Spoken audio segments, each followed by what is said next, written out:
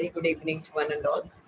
YCB level 1 के आगे की क्वेश्चंस यानी कि सब्जेक्ट मैटर ऑफ वेदास से लेकर के पार्ट्स ऑफ वेदास से लेकर के आगे कितने उपनिषद हैं और उपनिषदों के कौन से उपनिषद का क्या क्या कोर एसेंस है, क्या क्या थीम है, वो ओवरऑल इन जनरल हम एक ग्लिम्स लेते हुए चल रहे हैं। Before starting we'll start with a small prayer. ॐ तच्छयोरावृणीमहे गातुं यज्ञपतये दैवी स्वस्तिरस्तु नः स्वस्तिर्मानुषेभ्यः ऊर्ध्वं जिगातु भेषजम् शन्नो अस्तु द्विपदे शञ्चतुष्पदे। ॐ शान्ति शान्ति शान्तिः।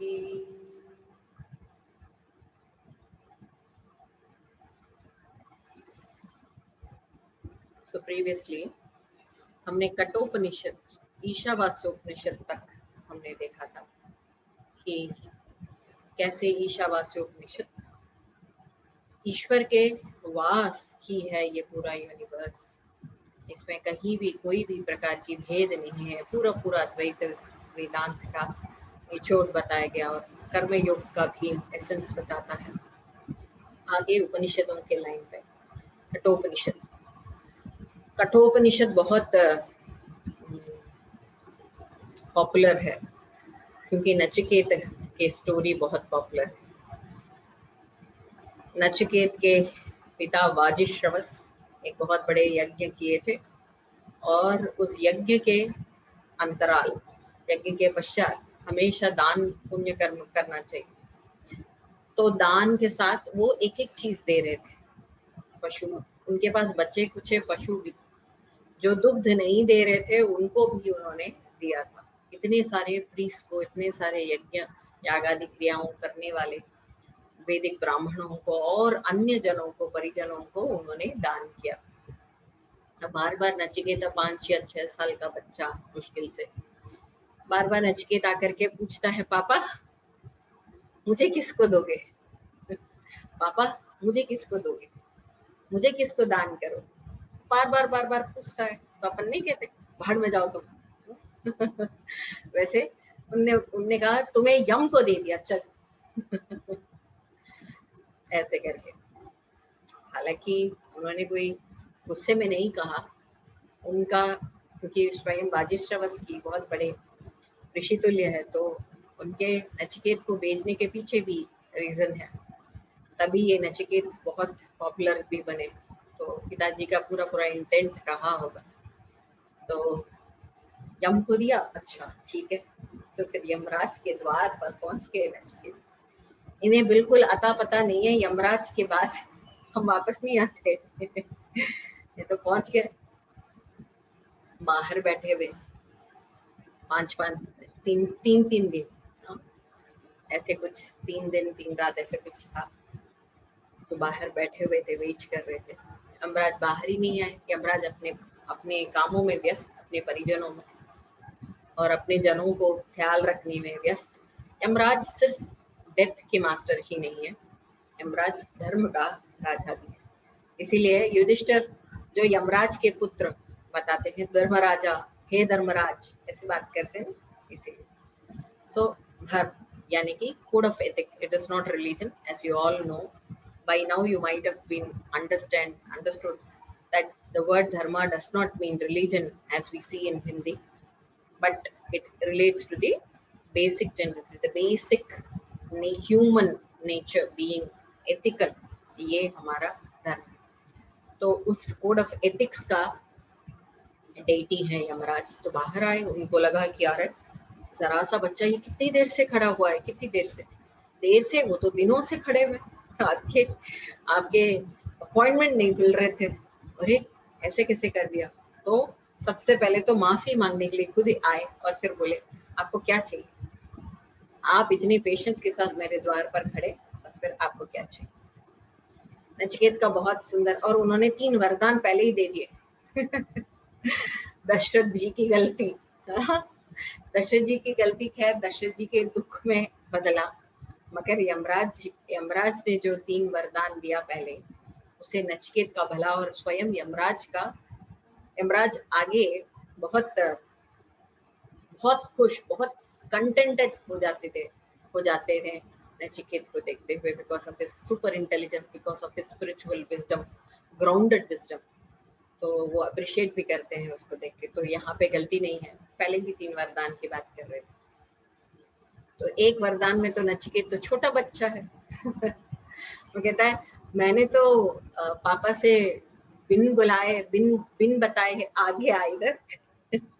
अगर मैं वापस जाऊंगा तो पापा जी मुझे डांटे नहीं, पापा जी मुझसे गुस्सा नहीं करे, इसका एक वरदान जरूर दीजिए। ऐसे करके बच्चा पूछ रहा है। बच्चा ही समझ के यमराज बताते हैं हाँ बिल्कुल नहीं डांटेंगे, तुमसे खुश रहेंगे, हमेशा खुश रहेंगे, ऐसे वरदान देते। दूसरे वरदान से वो नचिकेत आदमी, यानी कि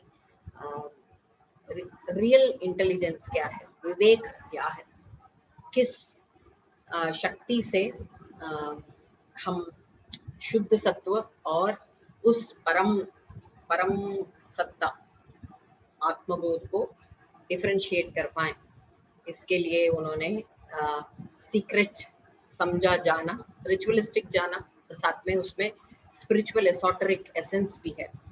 तीसरे वरदान में एक वर पूछ लिया जिसको सुन के यमराज के कान खड़े हो। क्या वर, आप मुझे समझाइए ये ब्रह्म वस्तु क्या है, स्वयं का स्वरूप क्या है, कैसे उसे समझना है, कैसे उसे रियलाइज करना है। इनके कान खड़े। क्यों? क्योंकि जैसे मैंने पहले भी बोला था, Vedanta is not everybody's cup of tea. हर एक को बांटने वाला प्रसाद नहीं है। क्यों? हर एक के लायकपन होना जरूरी है, एलिजिबिलिटी होना जरूरी है।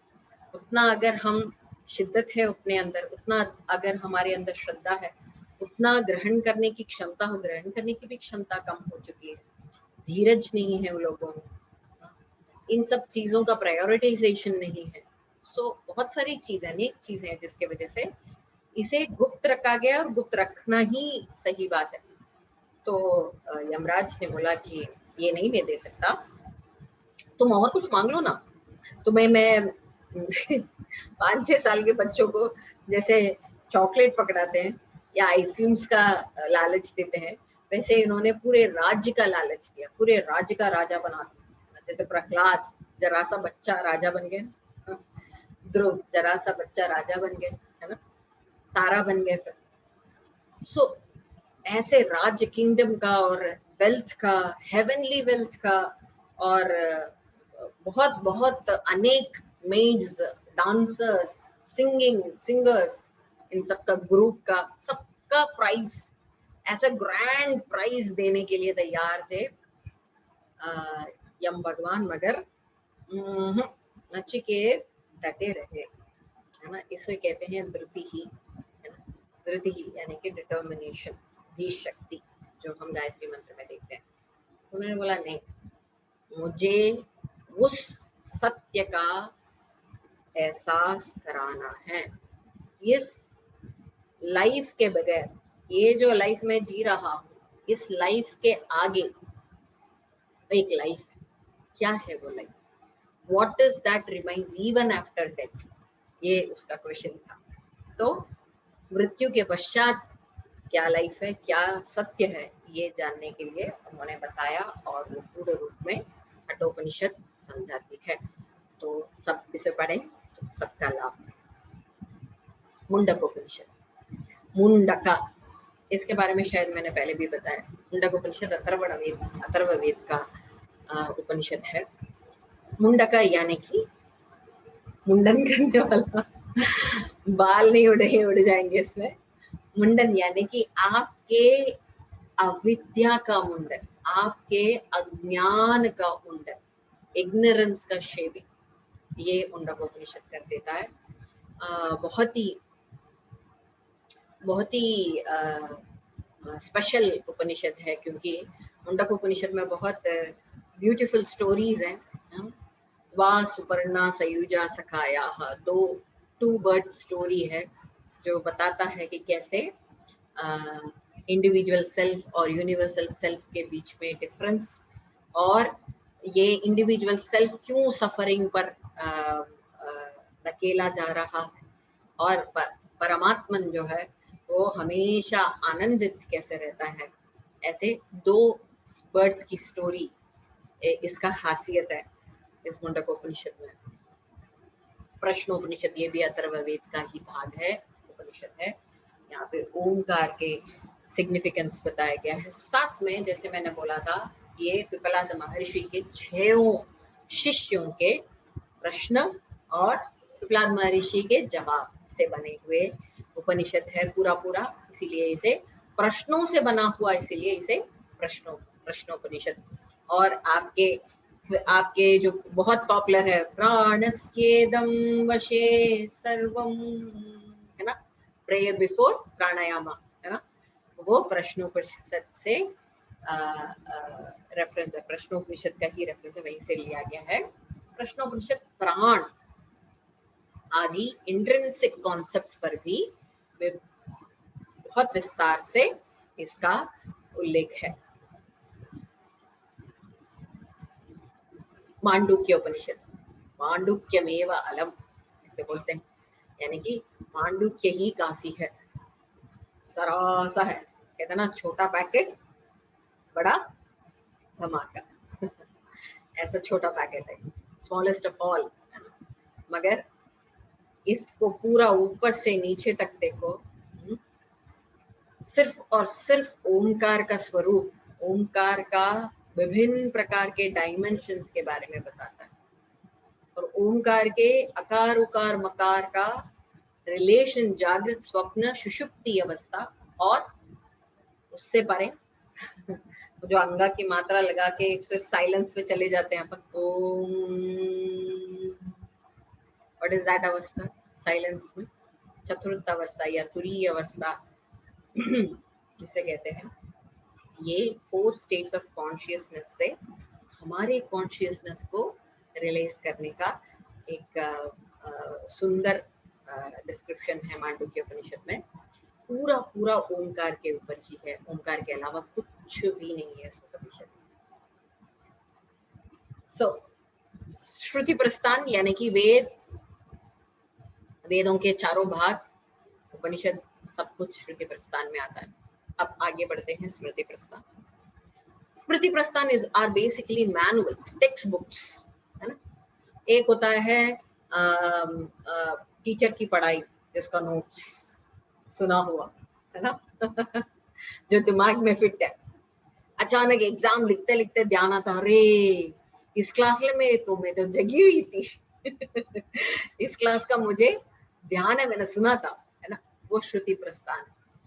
और एक होता है टीचर का नोट्स सुन के जो लिख जाते हैं और फिर उसको दोबारा पढ़ते हैं तो मेमोरी से याद आ जाता, हाँ मैम ने ऐसे बोला, सर ने ऐसे थ्योरम समझाया, एंड देन उससे नोट से हम कोरिलेट करते हैं। ये स्मृति प्रस्थान है, ये मैनुअल्स है, ये टेक्स्ट बुक्स है, ये लॉ बुक्स है, basically how to live this material life and also enjoy spiritual wealth, spiritual profits.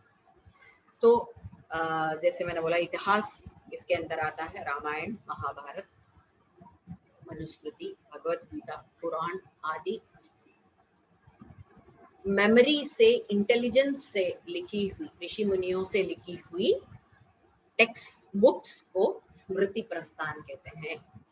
और यह प्रस्थान भी बहुत इंपॉर्टेंट है, क्योंकि स्पिरिचुअल विजडम को गेन करने के लिए हर कोई वेद आदि नहीं पढ़ सकते। अगर भगवत गीता बहुत आसान, रामायण बहुत आसान, उठाओ कहीं से भी उठो, ऐसा लगता है गीता माँ मेरे से बात कर रही। कहीं से भी रामायण का चैप्टर उठो, ऐसा लगता है हृदय स्पर्शी है, रसीला, और अपने कोड ऑफ कंडक्ट को वापस खड़ा कर देता। So that's why It is very much related to spiritual progress as well. तीसरा है न्याय प्रस्थान, जैसे मैंने बोला लॉजिकल फिलोसफी, यानी कि लॉजिक द्वारा कैसे वेदांतिक फिलोसफी को समझा दी जाए या समझा जाए। तो न्याय प्रस्थान के अंतर्गत क्या आता है? ब्रह्मसूत्र की, ब्रह्मसूत्र 555 सूत्रों से बना है। सूत्र यानी कि छोटे छोटे फॉर्मूला, 3 या 4 मुश्किल से 6 शब्दों से बना हुआ संस्कृत के श्लोक है। उसे सूत्र इसलिए कहते हैं क्योंकि एक श्लोक दूसरे श्लोक से जुड़ी रहती है ना।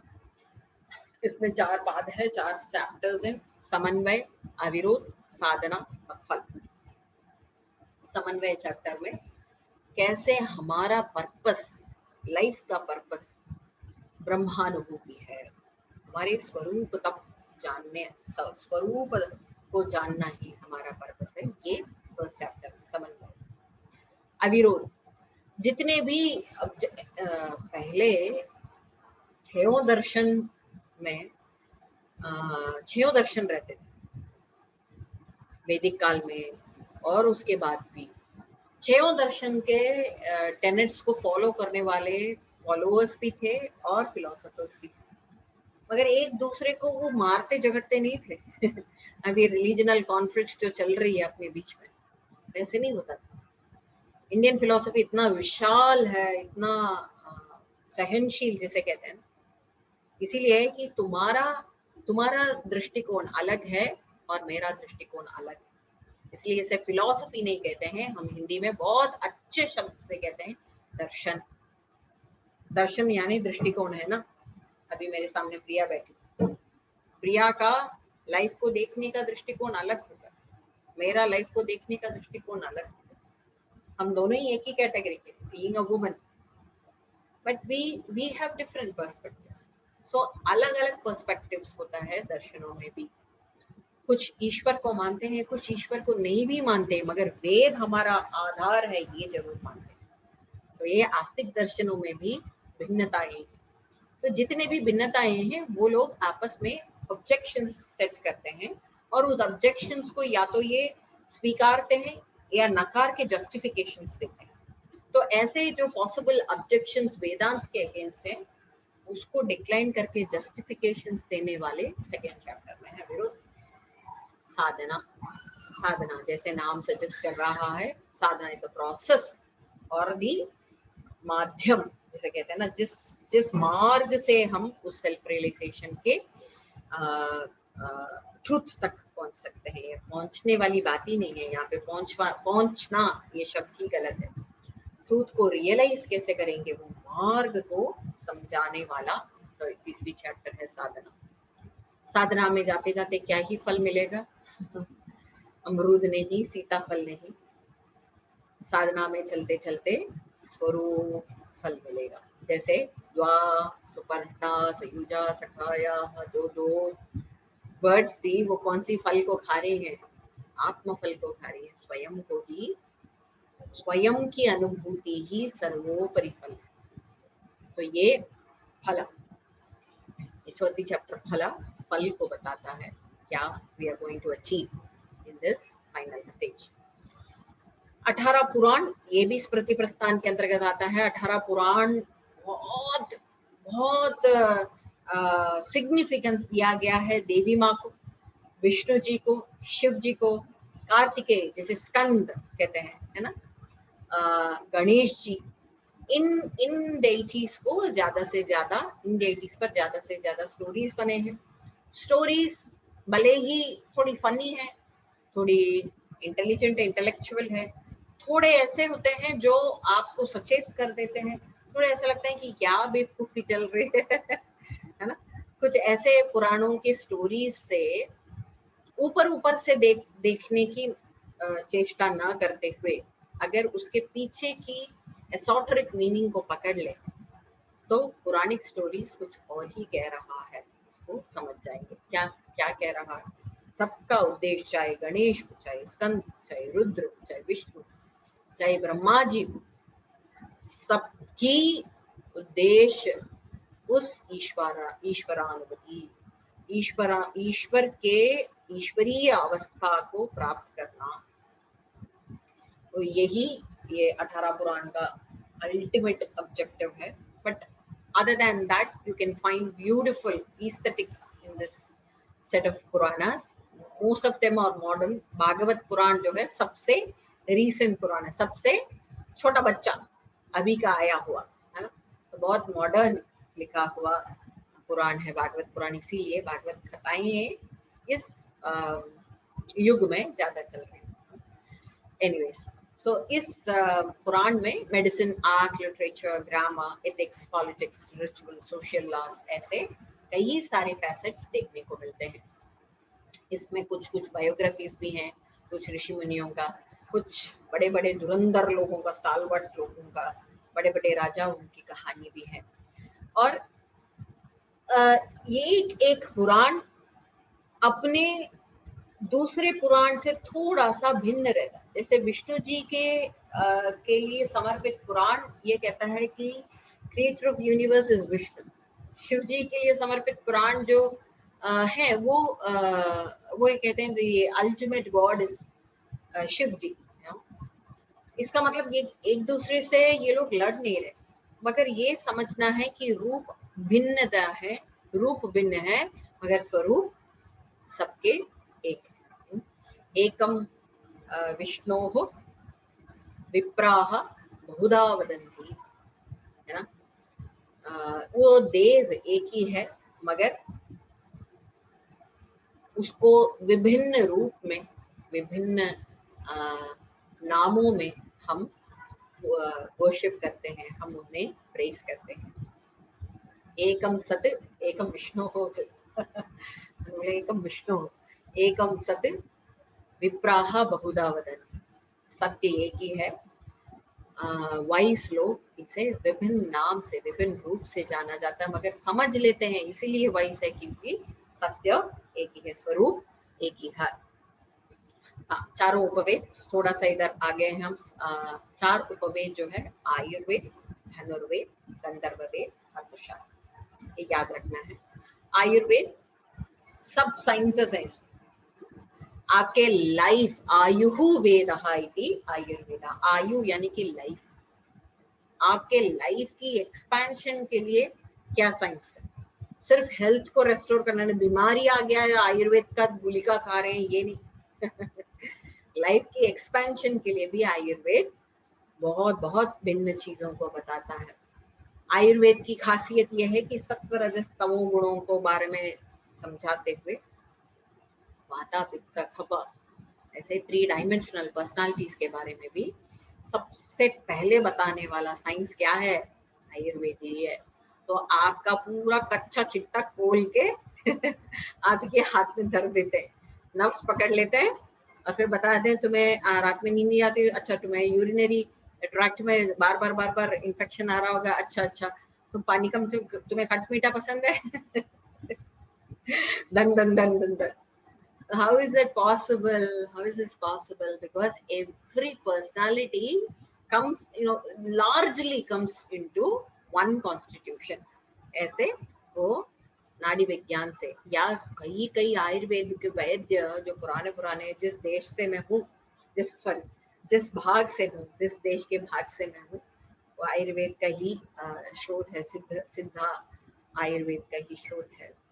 तो बहुत सारे वैद्य ऐसे देखा मैंने छोटे में, जिस उनको पकड़ने की भी जरूरत नहीं है, देख के समझा देते, देख के गुलिकाएं दे देते. देख के भस्म दे देंगे वो, देख के उनके पता चल जाता है. So it is complete science. Second is Dhanurveda. Dhanurveda यानी कि सिर्फ धनुष बाण करने वाला ही नहीं है, वॉरफेयर की सारे टैक्टिक्स धनुर्वेद में है. रामायण में एक शब्द आता है अट्टालकम करके, उसका अर्थ अभी तक मतलब कोई भी डिक्शनरी में, अभी के डिक्शनरी में नहीं दिखेगा क्योंकि ऐसे कुछ है ही नहीं. अभी पहले जमाने में लोग बार छतों में वॉरफेयर को प्रैक्टिस करने की प्रैक्टिस कर लेते थे. फिर बाद में वो चीज जब अपन बाहुबली, रानी लक्ष्मीबाई, उनके पिक्चरों में देखते हैं, अच्छा ऐसे प्रैक्टिस कराते थे, अच्छा ऐसे लेडीज भी प्रैक्टिस करते थे. ये चीजें पता चलती हैं। So it is just not self defence, it is also utilising the equipments. कैसे कैसे भिन्न भिन्न प्रकार के इक्विपमेंट्स को प्रयोग करना है, कैसे कंट्रोल नियंत्रित प्रयोग करना है, हाँ कैसे बम्बार्डमेंट करना है, सब कुछ धनुर्वेदी है। Gandharva Veda science of music, this is very obvious. Gandharva यानी कि म्यूजिक की डेटी है। Gandharvas are also Vedic deities, so गंधर्व वेद उन्हीं के नाम से आया है। साइंस ऑफ म्यूजिक, शास्त्र, म्यूजिक शास्त्र और उसका सारे रूल्स रेगुलेशंस एक गंधर्व वेद, चाहे वो कर्नाटिक हो चाहे वो हिंदुस्तानी। अर्थशास्त्र, इकोनॉमिक्स, ये बहुत इंपॉर्टेंट चीज रहा है। हम समझते हैं वेदांत यानी कि वेद यानी कि सिर्फ घर को त्यागना है, लड़कियों को हेट करना है, अच्छा बीवी बच्चे हैं तो और हेट करना है। आजकल सबसे ज्यादा मजाक बीवी पर उठती है तो हेट्रेड माने कि बहुत अच्छी चीज समझते हैं। Hating women, hating kids, hating family as a unit, hating society. Hatred नहीं होना चाहिए। वेद या उपनिषद आपको अपने यूनिट को हेट करने के लिए नहीं कहता है। यूनिट्स जिसमें है उसमें एथिकली साउंड रह करके उसमें से ट्रांसेंड करना आना चाहिए। मैं बहुत मेडिटेट करता हूँ, मैं संन्यास लेना चाहता हूँ। संन्यास यानी कि पूरा पूरा भीतर से भी सम्यक न्यास, भीतर से भी sacrifice. Sacrificing duality is what संन्यास एक्चुअली मीन्स। भेदभाव को सैक्रिफाइस करना, मैं ही तुम हो, तुम ही मैं हूँ, हर कण में मैं ही हूँ। This is sacrificing duality. ये अल्टीमेट संन्यास होनी चाहिए। सो संन्यास के लिए ये वेदों का बहुत ज्यादा जोर नहीं है, मगर ये इसलिए पता चल जाता है कि जितना स्पिरिचुअल विजडम, जितना मटेरियल वर्ल्ड को ट्रांसेंड करने को प्राधान्यत्व दिया गया है, उतना ही मटेरियल फिजिक्स को, मटेरियलिज्म को, फंडामेंटल इकोनॉमिक्स को, फंडामेंटल साइंसेस को इम्पोर्टेंस दिया गया। तो इसको जानो ना, इसको अच्छे से जानो, तभी तो तुम इससे परे हो पाओ। So Arthashastra was also a key element in those times. वेदांगास, वेदों के अंग क्या क्या है यहाँ।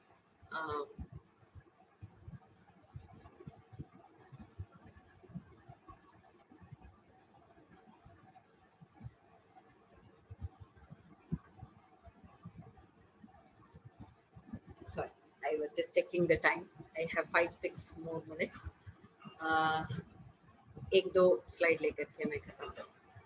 वेदांग क्या है? शिक्षा, कल्पम, निरुक्तम, छंदस, ज्योतिषम और व्याकरण, ऐसे 6 है। शिक्षा, शिक्षा बेसिकली फोनेटिक साइंस। फोनेटिक्स यानी कि साउंड्स, कैसे अक्षरों का साउंड्स होना चाहिए, कैसे उसको सही तरीके से प्रोनाउंस करना चाहिए। सही तरीके से प्रोनाउंसिएशन से ही सही तरीके से एनर्जी हम मैनेज कर पाएंगे। आजकल बहुत मंत्रों का बहुत चलन चल गया है, जैसे चक्रा मेडिटेशन चलने लगा है, जैसे मंत्र मेडिटेशन बहुत चलने लगा है। तो मगर कोई इस बात का जोर नहीं दे रहा है कि मंत्रों का उच्चारण करने के क्या तरीके, सही मायने में तरीके से करेंगे तब जाकर के उसका एक्चुअल एनर्जी ट्रांसफरेंस होगा। तो फोनेटिक्स और how to spell a word, how to pronounce an akshara, एक सिलेबल को कैसे करना है, ये पूरा शिक्षा में है। महर्षि पाणिनि का, पाणिनि इसका प्रोपाउंडर है। व्याकरण, अगेन पाणिनि का ग्रामर बहुत बहुत पॉपुलर है, संस्कृत ग्रामर।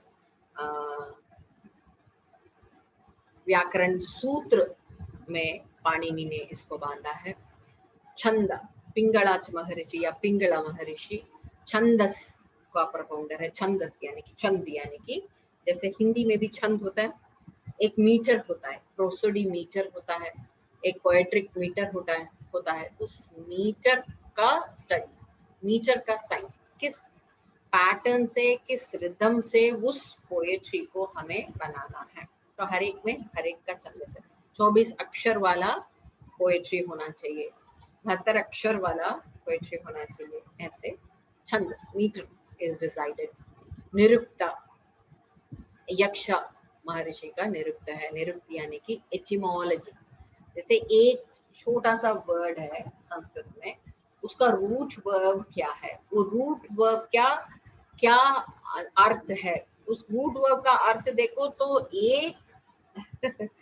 एक संस्कृत शब्द का रूट वर्ब जाओ तो उसका ऐसे 100 ब्रांचेस निकलेंगे 100 भिन्न भिन्न प्रकार के अर्थ निकलेंगे। So this is called etymology.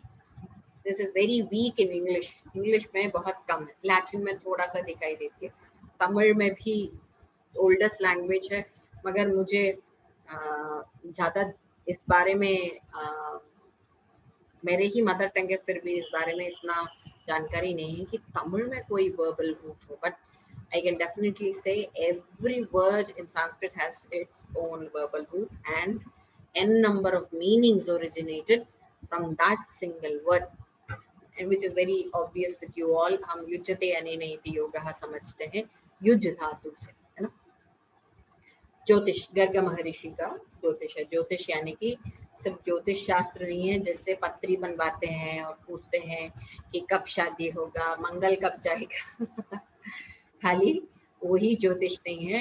ज्योतिष also included astronomical sciences, how the planets were moving, what were all the possible movements, what kind of weathers that we can expect of. Everything was pre-decided, everything is pre-decided and everything is foreseen and written down. That's the beauty of it. तो उसको astronomical science को हम implement करते हैं अपने planet के साथ, अपने राहु केतु के साथ, whatever it should be. I'm not a expert to talk about this particular facet, but still basically ये एस्ट्रोनॉमिकल साइंस है, मगर हम उसको अपने हिसाब से उसको नैरो डाउन करके समझने की कोशिश करते हैं। तो वहां तक एस्ट्रोलॉजी तक ही रह गया है। कल्प, कल्प यानी कि मेथड्स या रिचुअल, कल्प यानी कि आर्किटेक्चर का भी कल्प, बहुत हद तक आर्किटेक्चर का भी, कंस्ट्रक्शंस का भी कल्प यूज करते हैं। तो ऐसे 6 अंग वेदांग बताया गया है। यहाँ तक हम आज खत्म करते हैं एंड अगले हफ्ते हम आगे देखेंगे, अगले से अगले वीकेंड्स में हम आगे देखेंगे। Thank you so much for your patient listening and then keep motivating yourself well. खूब पढ़ना और सबसे पहले YCB लेवल 1 क्लियर करने का रजिस्टर करना सबसे पहले। Thank you. Thank you ma'am.